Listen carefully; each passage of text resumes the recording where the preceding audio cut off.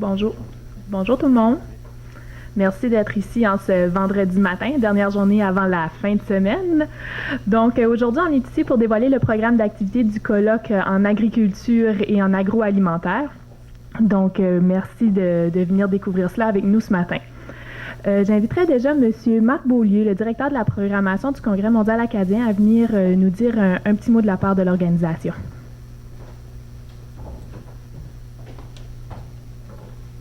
Merci, France. J'aimerais vous souhaiter la bienvenue, d'abord. Toujours très content de venir annoncer une partie de la programmation. Vous savez, quand on a commencé à imaginer ce que pourrait être le Congrès mondial acadien en 2014, la première chose qu'on voulait, c'est de s'assurer que le Congrès mondial était à l'image des gens d'ici. Donc, on s'est creusé la tête, on a dit, qu'est-ce que ça veut dire d'être en Acadie des terres et forêts? Et puis, évidemment, une des choses qui nous représente, c'est l'agroalimentaire, c'est l'agriculture. On est une région qui a été bâtie sur ces industries-là et cette réalité-là. Donc, pour nous, c'était très important dans le volet des colloques et conférences, que les colloques et conférences puissent nous représenter, puissent être à notre image. Donc, juste pour faire un peu l'historique, dans le Congrès mondial acadien, c'est certain que c'est une grande fête. Le Congrès mondial acadien, c'est un retour sur la réalité acadienne. Mais dans tous les congrès, il y a toujours eu aussi un volet un peu plus académique, un volet où on peut se pencher sur des questions sociales. Donc, le colloque qu'on annonce ce matin fait partie du volet des colloques et conférences. Il y en a 7 en tout. Et celui-ci, il est très important pour nous parce que, comme je vous disais, ça nous représente. Ça nous permet de programmer et de mettre sur pied un congrès qui est à notre image. Donc, je vous remercie d'être ici pour le dévoilement de ce colloque-là. Et puis, je vais inviter mes collègues à vous en parler un peu plus longuement. Merci.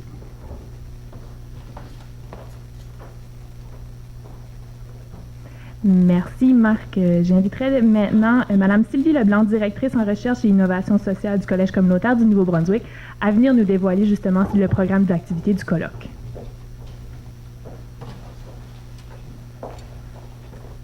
France. Bonjour à tout le monde.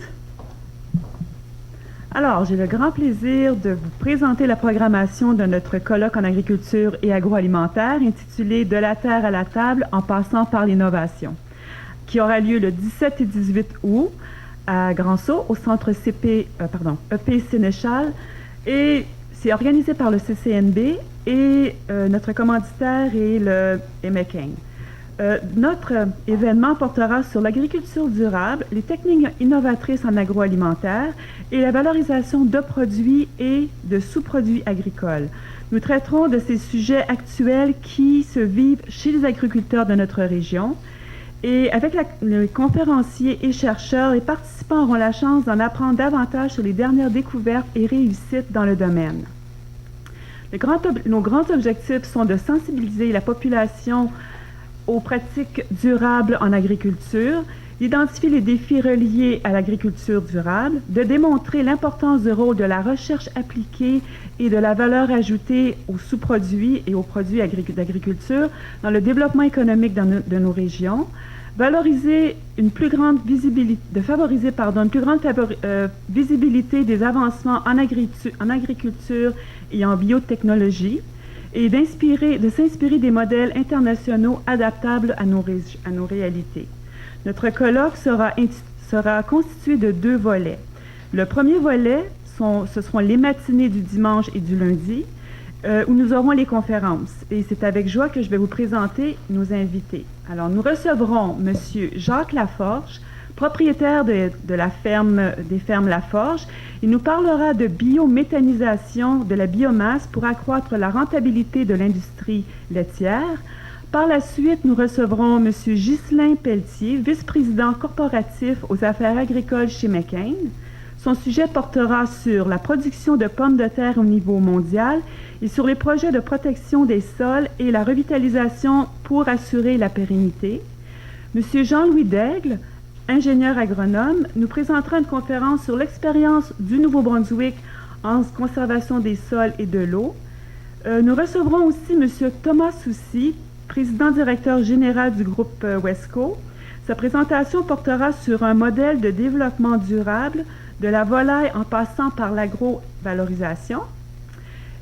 Et la conférencière Mme Odette Ménard, ingénieure agronome chez MacPac en Montérégie de l'Est, nous fera une présentation intitulée « L'agriculture durable, nourrir le sol pour nourrir les hommes ». Par la suite, nous recevrons 4 panélistes, 4 jeunes entrepreneurs dynamiques de notre région, jouant un rôle important au développement économique, et ils nous présenteront leurs produits innovateurs. Alors, nous aurons M. Jimmy Corriveau, des Industries Corriveau, parlera de valorisation du sarrasin. Nous aurons M. Denis Côté de l'érablière Denis Côté, discutera avec nous de la valorisation de la sève d'érable. M. Brock Sapier, d'Aboriginal Millennium Health Products Incorporated, parlera des bénéfices de transformer le miel en breuvage. Et M. André Leblanc, des Brasseurs du Petit Saut, de sa brasserie, qui est un vecteur d'économie régionale. J'aimerais maintenant présenter le deuxième volet de notre colloque, les visites que nous vous avons concoctées. Ainsi, plusieurs modèles d'agriculture durable et de valorisation des produits et des sous-produits agricoles existent sur le territoire de l'Acadie des Terres et Forêts. Notre événement veut offrir, par le biais de visites de ces sites dans nos régions, l'opportunité aux participants d'en apprendre plus sur le fonctionnement et la logistique derrière ces infrastructures, et cela en faisant un lien direct avec les sujets traités lors des conférences en matinée. Les participants seront accompagnés d'experts et de chercheurs sur les différents sites qui partageront avec eux leurs connaissances sur les innovations technologiques en agriculture. Après le repas du midi, les participants prendront place à bord de l'autocar et nous vous amènerons faire les visites. Le dimanche après-midi, nous ferons la route de la pomme de terre. Nous visiterons la ferme Paul Lévesque, où nous nous familiariserons avec les équipements agricoles, les cadres de pommes de terre, nous en apprendrons davantage sur les réseaux de distribution et sur les différentes variétés de pommes de terre. Par la suite, nous ferons la visite du système de production des biogaz de la ferme Laforge, où les rejets de la ferme, les rejets de McCain ainsi que les rejets de d'autres industries sont transformés. Et nous verrons la production d'électricité à partir de biomasse agricole, alors tout le processus. Nous visiterons aussi la ferme GAN, où nous en apprendrons davantage sur les bonnes pratiques d'agriculture et sur les marchés de la pomme de terre de table. Le dimanche soir, de 18h30 à 19h30, nous aurons un cocktail et une activité grand public en collaboration avec l'Expo Monde. Le lundi après-midi, nous ferons la route de la production céréalière. Nous visiterons l'entreprise Grain de l'Est. On y verra la production céréalière, l'entreposage et les réseaux de distribution. Nous arrêterons au débarcadère à Drummond pour avoir une vue d'ensemble des champs d'agriculture et discuter des différentes pratiques agricoles avec nos experts. Et nous terminerons notre visite ici au centre, aux 2 centres de recherche appliquée du CCNB à Grand-Sault, dont le Centre de pré-commercialisation de technologies en bioprocédés et le Centre de conservation des sols et de l'eau de l'Est du Canada. Et nous parlerons de pratiques d'agriculture de précision, les plans de ferme environnementales et une démonstration des étapes de fabrication de la bière à partir du grain. Et cela conclura notre colloque. Le coût d'inscription sera de 50 $ pour les 2 journées et votre inscription comprendra les conférences, le repas du midi, les collations, ainsi qu'une place à bord de l'autocar lors des visites. Je vous invite à aller sur le site du CMA et à vous inscrire en très grand nombre. Merci et bonne célébration.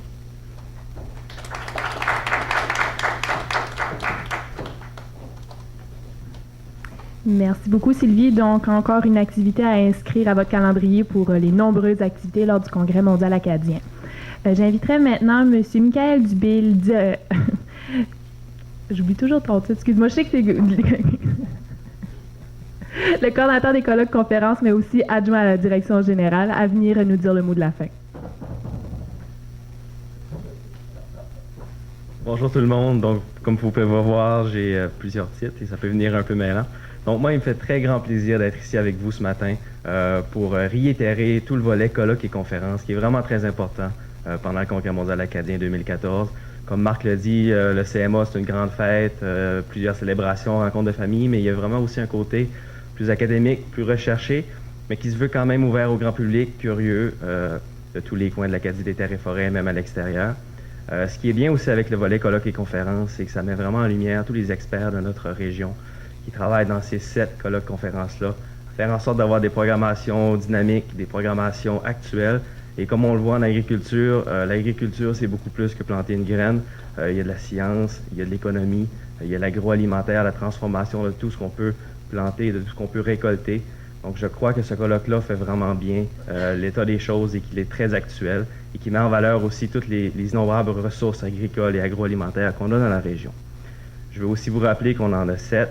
Donc, on a agriculture, foresterie, sciences infirmières, l'Acadie dans tous ses défis qui se veut un peu plus académique, mais qui est quand même ouvert au grand public. Côté de la MRC de Témiscouata, on a un colloque en énergie, en gouvernance locale et un grand colloque populaire sur les parcs qui se passe au Parc national du lac Témiscouata. Donc, je ne prendrai pas la parole plus longtemps que ça. Je crois qu'on a fait tous le tour, tous les 3 ce matin, mais je vous invite à vous inscrire en très grand nombre. Et comme vous l'avez vu, 50 $, c'est pas très cher pour assister à un colloque de cette qualité-là. Donc, merci beaucoup.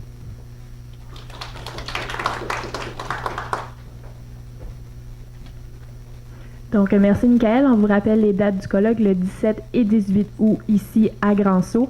On vous invite également à consulter le site web pour revoir les détails de la programmation ainsi que pour l'inscription au www.cma2014.com. Donc, c'est ce qui conclut notre conférence de presse. Les différents intervenants seront disponibles pour les médias pour des entrevues. Merci encore une fois d'être là et à la prochaine.